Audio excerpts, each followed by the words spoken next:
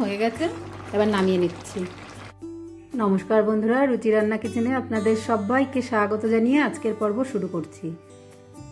আজ করব চিচিঙ্গা দিয়ে মাছের ঝোল। প্রথমে মাছগুলো ভেজে নেব। কড়াই গরম করতে বসিয়ে দিয়েছি উনানে। এবার দিয়ে দেবো সাদা তেল।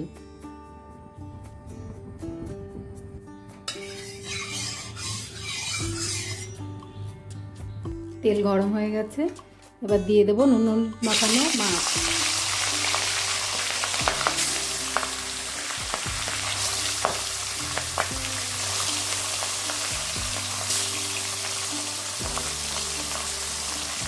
একবারে ধরবে না, বাকিটা পরে ভেজে নেব।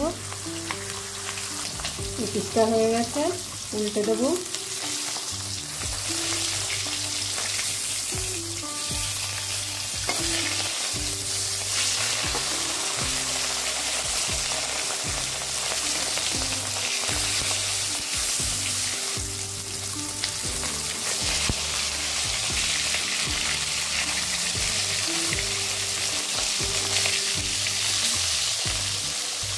মাছ ভাজা হয়ে গেছে, উঠিয়ে নেব।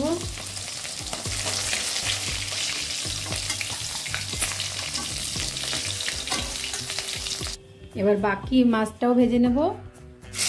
রোস্টটা আর এই মাথাটা বাকি ছিল।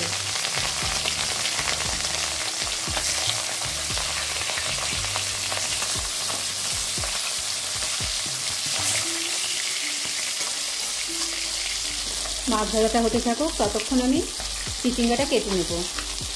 মাছ ভাজাটাও হয়ে গেছে, এটাও নামিয়ে নেব। এবার ওই তেলে আমি দিয়ে দেবো 1 চামচ রাঁধুনি।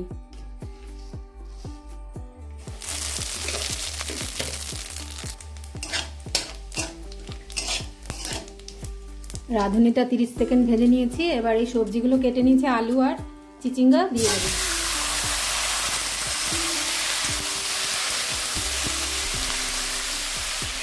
এবার দিয়ে দেবো লবণ, 1 চামচ মতো লবণ দিয়ে দিয়েছি, আর 1/2 চামচ মতো হলুদ।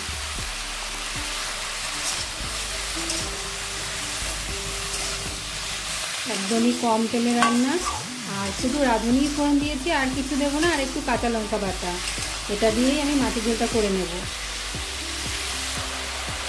অনেক সময় বাড়িতে বয়স্ক মানুষ থাকে, অনেকে আবার তেল মশলা খাবার পছন্দ করে না, তারা এইভাবে রান্না করে খেতে পারেন। তা মিশিয়ে এবার একটু এটা ঢেকে দেবো। 5 মিনিট হয়ে গেছে। ঢেকে দিলে সবজিটা ভালো নরম হয়। চিচিং মাছটা নাহলে শক্ত শক্ত থাকবে তরকারিতে। এইভাবে ঢেকে রান্না করলে নরম হয়ে যাবে। আমাদের গ্রামে এটাকে কুশিয়ে নাচ বলতো। জল দিয়ে দিলাম।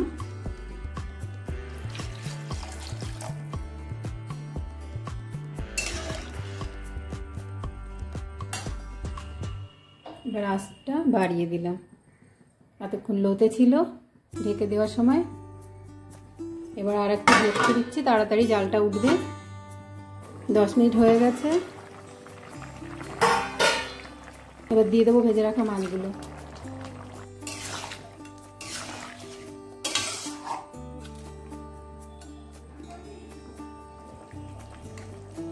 আলুটাও গলে গেছে, সবজিটা আর 5 মিনিট মতো হবে।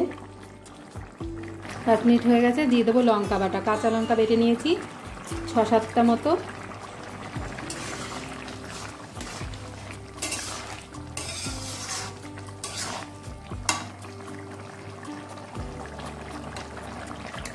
দু একটা আলু ভেঙে দেবো যাতে ঝোলটা গাঢ় হয়।